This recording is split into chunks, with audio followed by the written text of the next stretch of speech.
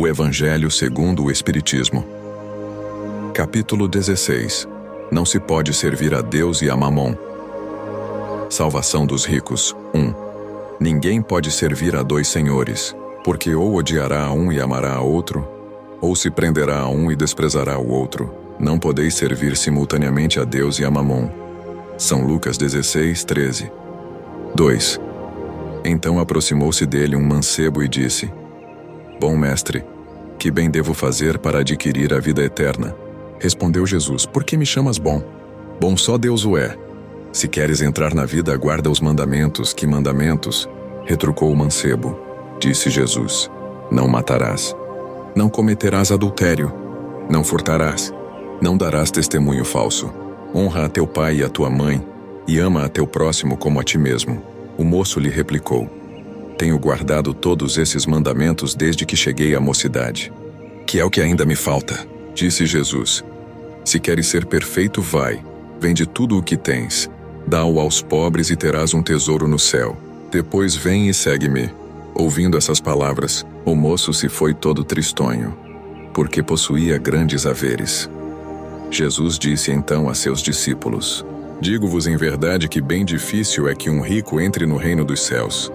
Ainda uma vez vos digo, é mais fácil que um camelo passe pelo buraco de uma agulha, do que entrar um rico no reino dos céus. São Mateus 19:16-24, São Lucas 18:18-25, São Marcos 17-25. Preservar-se da avareza. 3. Então, no meio da turba, um homem lhe disse: Mestre, dize a meu irmão que divida comigo a herança que nos tocou. Jesus lhe disse: Ó homem, quem me designou para vos julgar, ou para fazer as vossas partilhas?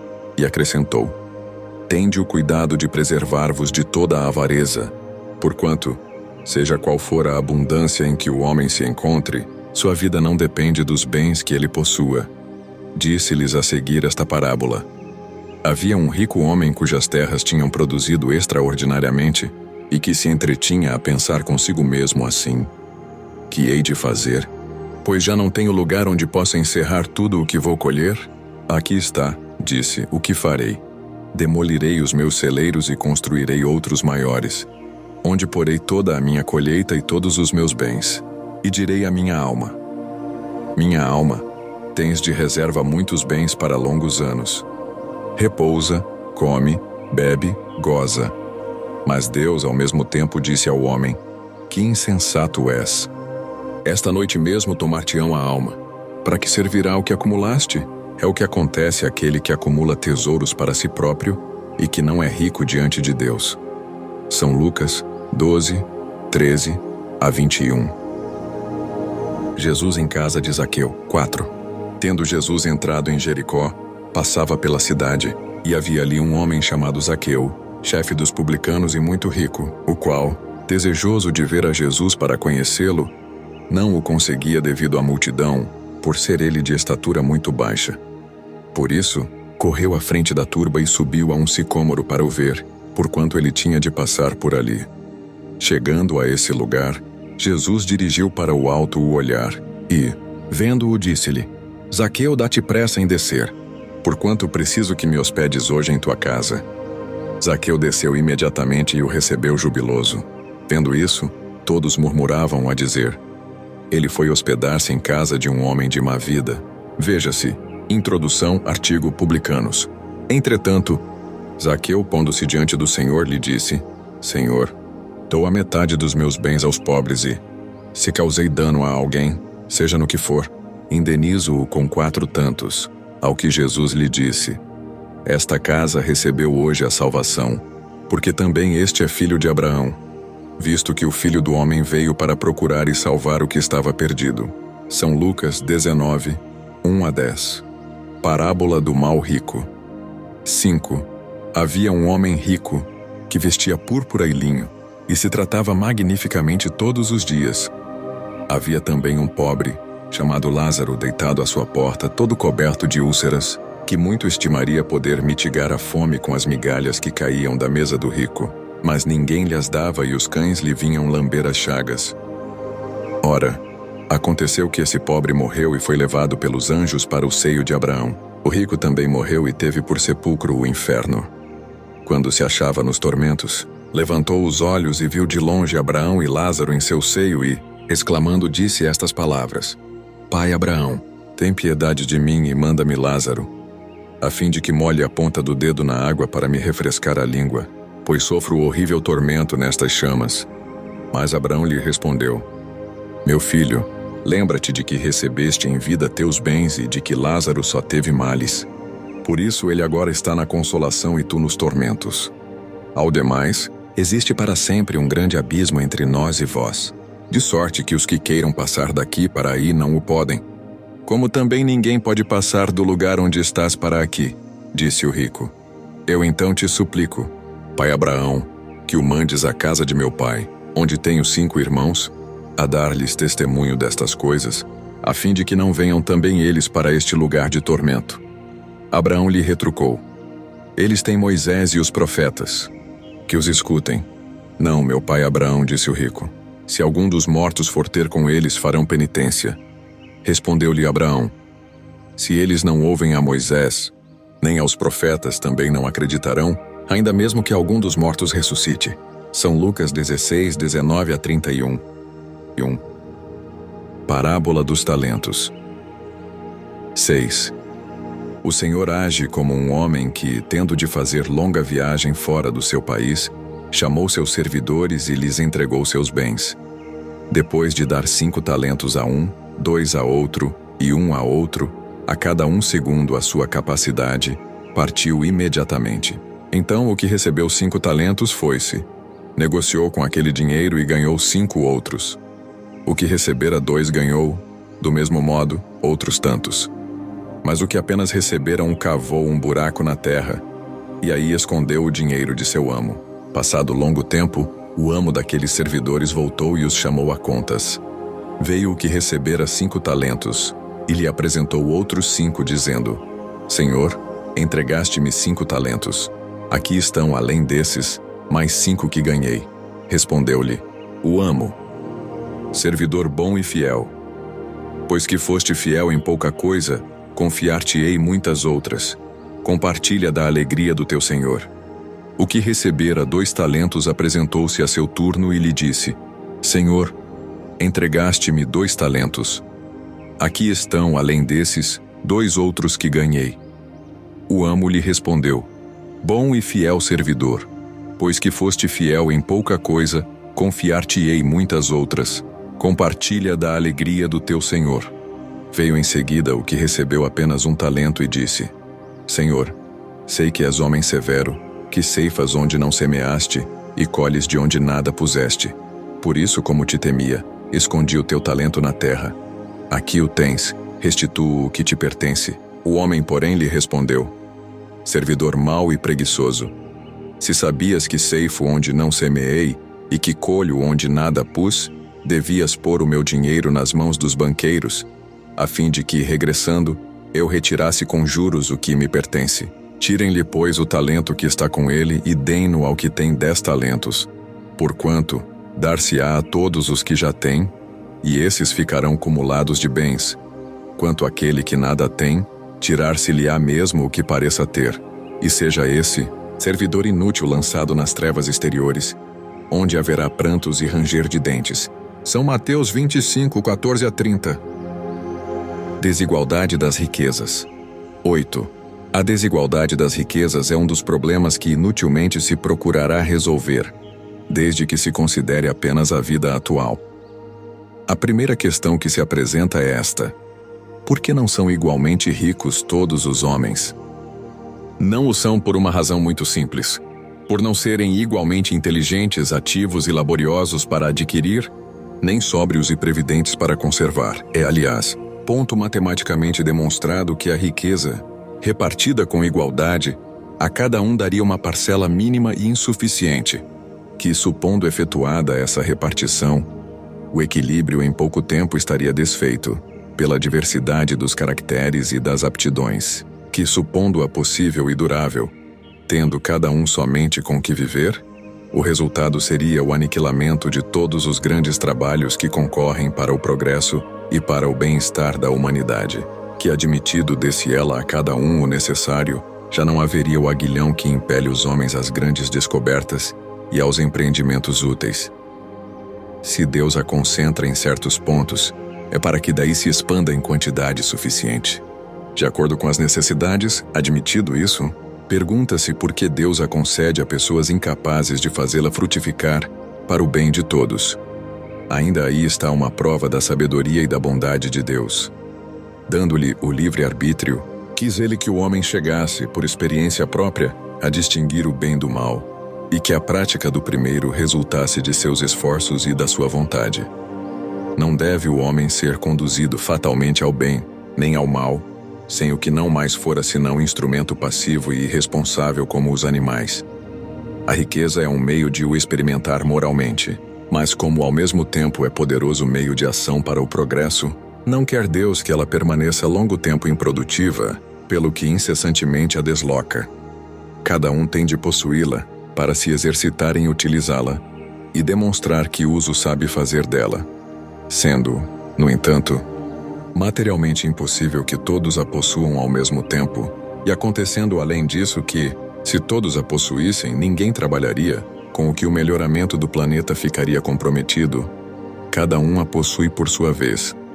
Assim, um que não a tem hoje, já a teve ou terá noutra existência. Outro que agora a tem, talvez não a tenha amanhã. Há ricos e pobres, porque sendo Deus justo como é, a cada um prescreve trabalhar a seu turno. A pobreza é, para os que a sofrem, a prova da paciência e da resignação. A riqueza é, para os outros, a prova da caridade e da abnegação.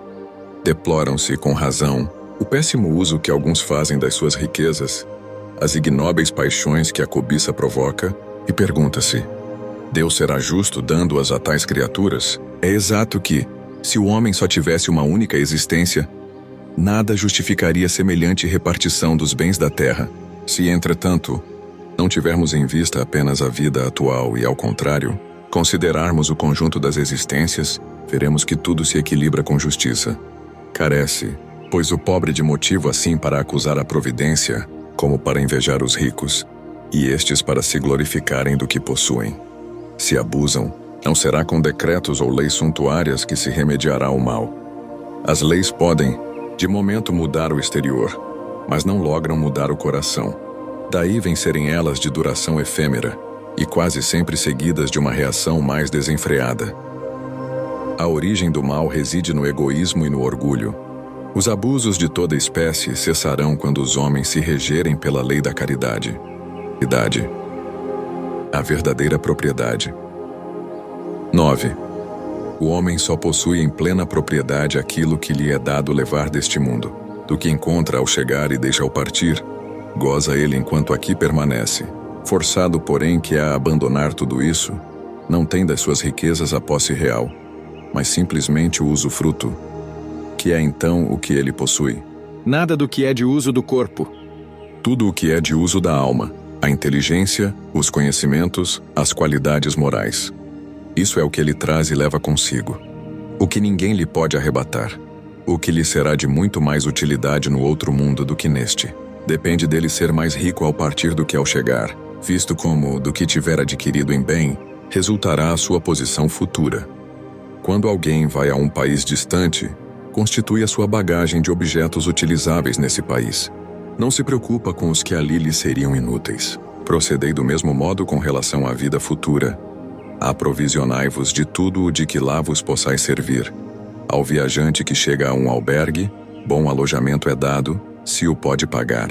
A outro de parcos recursos toca um menos agradável. Quanto ao que nada tenha de seu, vai dormir numa enxerga, o mesmo sucede ao homem, a sua chegada no mundo dos espíritos.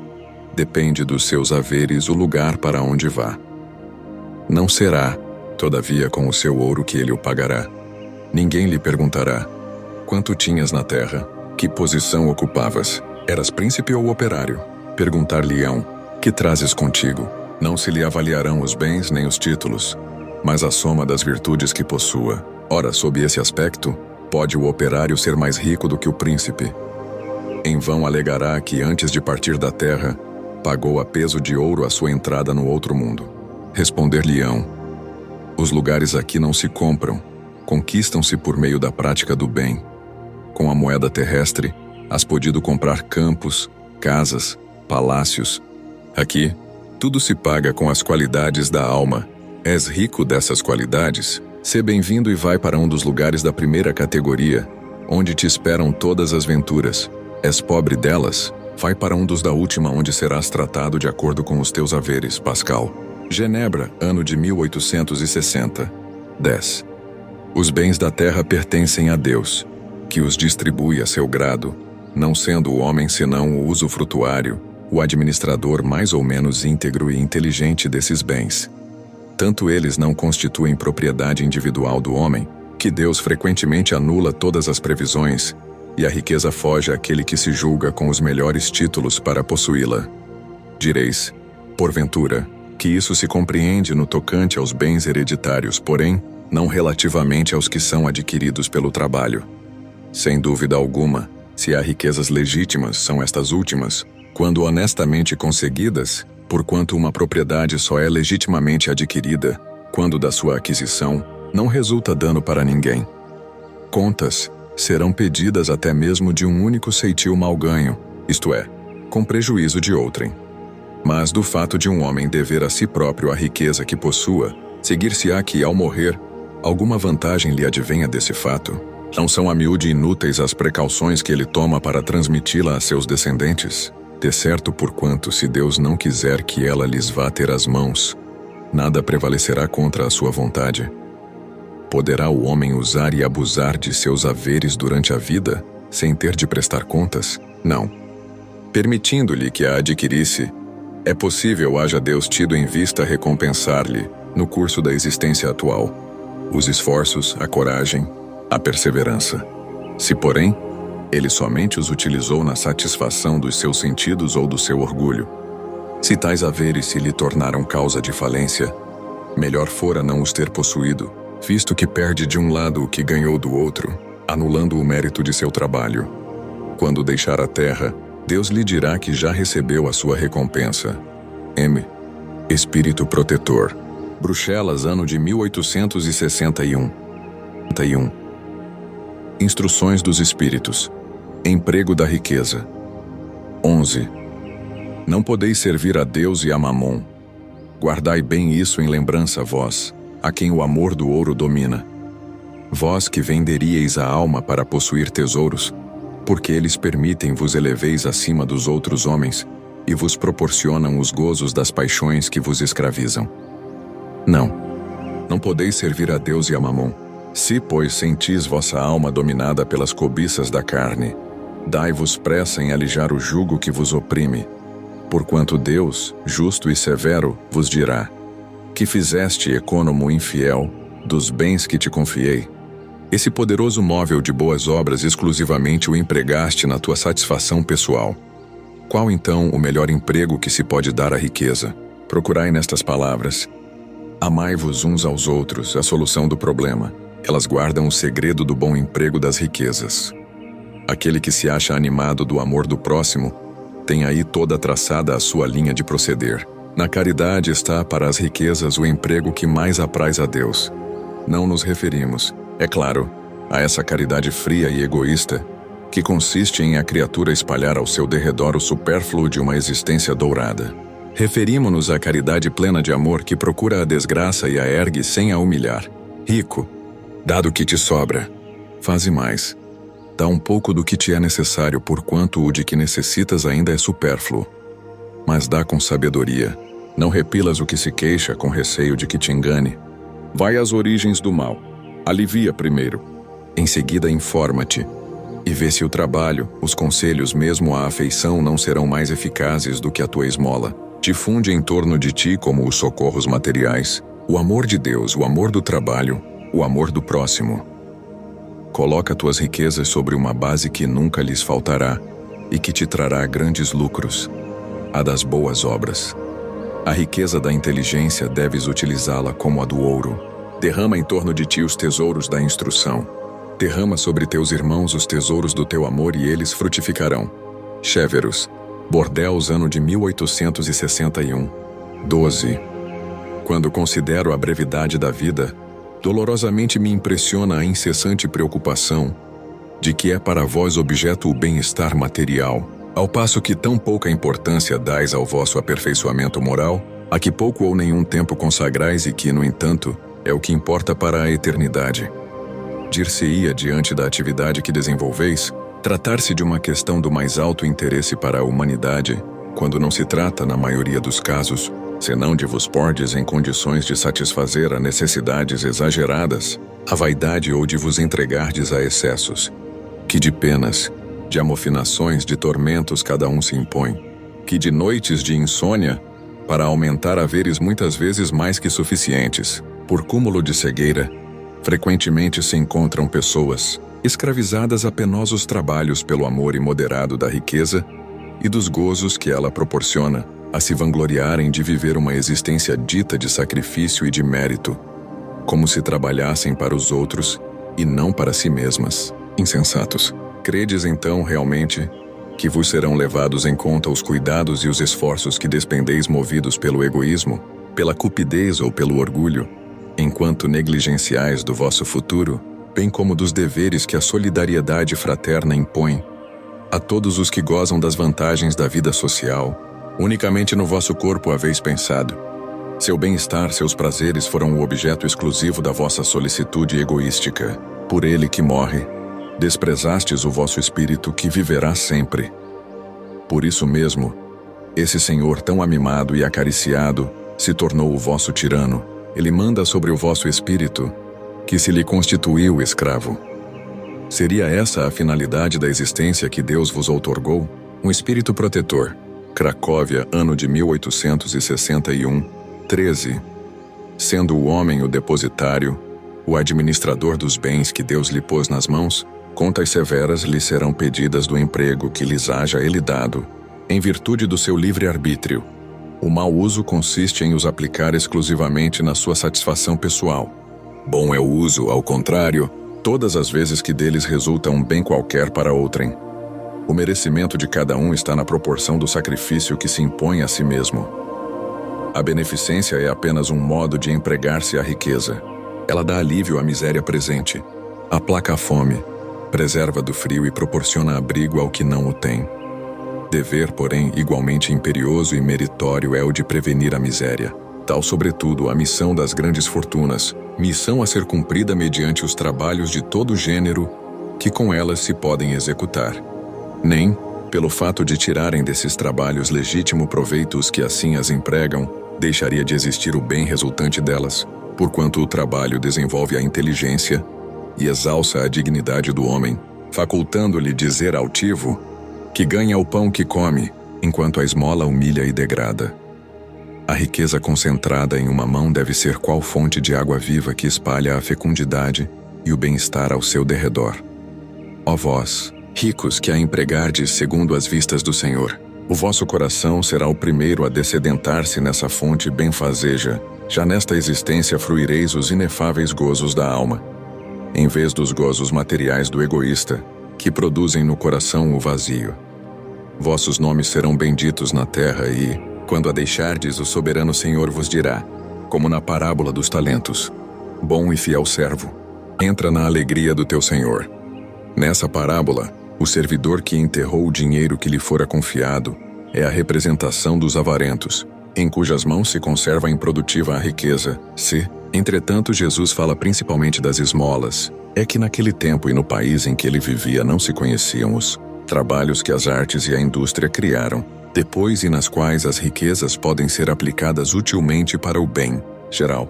A todos os que podem dar pouco ou muito, direi, pois dá esmola quando for preciso, mas tanto quanto possível convertei-a em salário, a fim de que aquele que a receba não se envergonhe dela.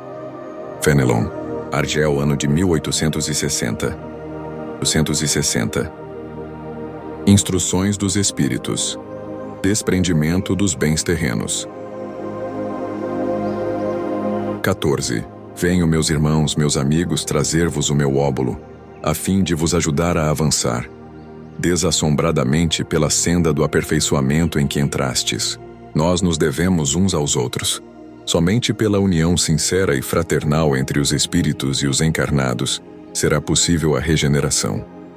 O amor aos bens terrenos constitui um dos mais fortes óbices ao vosso adiantamento moral e espiritual. Pelo apego à posse de tais bens, destruís as vossas faculdades de amar. Com as aplicardes todas as coisas materiais, sede sinceros. Proporciona a riqueza uma felicidade sem mescla? Quando tendes cheios os cofres, não há sempre um vazio no vosso coração? No fundo dessa cesta de flores não há sempre oculto um réptil? Compreendo a satisfação, bem justa, aliás, que experimenta o homem que, por meio de trabalho honrado e assíduo, ganhou uma fortuna. Mas dessa satisfação muito natural e que Deus aprova, há um apego que absorve todos os outros sentimentos e paralisa os impulsos do coração. Vai grande distância, tão grande quanto a que separa da prodigalidade exagerada a sórdida avareza, dois vícios entre os quais colocou Deus a caridade, santa e salutar virtude que ensina o rico a dar sem ostentação, para que o pobre receba sem baixeza. Quer a fortuna vos tenha vindo da vossa família, quer a tenhais ganho com o vosso trabalho. Há uma coisa que não deveis esquecer nunca, é que tudo promana de Deus. Tudo retorna a Deus. Nada vos pertence na terra, nem sequer o vosso pobre corpo. A morte vos despoja dele como de todos os bens materiais. Sois depositários e não proprietários, não vos iludais. Deus vô-los emprestou, tendes de lhos restituir. E ele empresta sob a condição de que o supérfluo, pelo menos, caiba aos que carecem do necessário. Um dos vossos amigos vos empresta certa quantia. Por pouco honesto que sejais, fazeis questão de lhe a restituirdes escrupulosamente e lhe ficais agradecido. Pois bem, essa é a posição de todo homem rico. Deus é o amigo celestial, que lhe emprestou a riqueza não querendo para si mais do que o amor e o reconhecimento do rico. Exige deste, porém, que a seu turno dê aos pobres, que são, tanto quanto ele, seus filhos.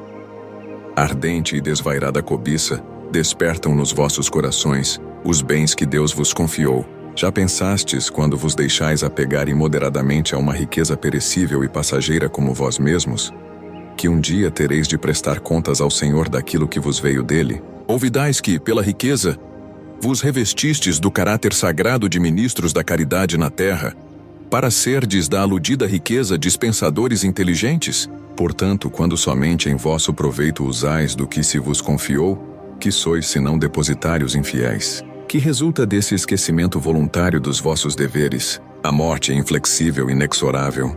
Rasga o véu sob que vos ocultáveis e vos força a prestar contas ao amigo que vos favorecera, e que nesse momento enverga diante de vós a toga de juiz.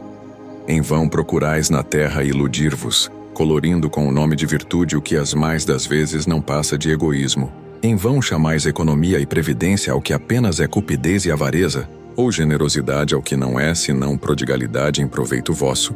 Um pai de família, por exemplo, se abstém de praticar a caridade, economizará, amontoará ouro para, diz ele, deixar aos filhos a maior soma possível de bens e evitar que caiam na miséria. É muito justo e paternal, convenho, e ninguém pode censurar.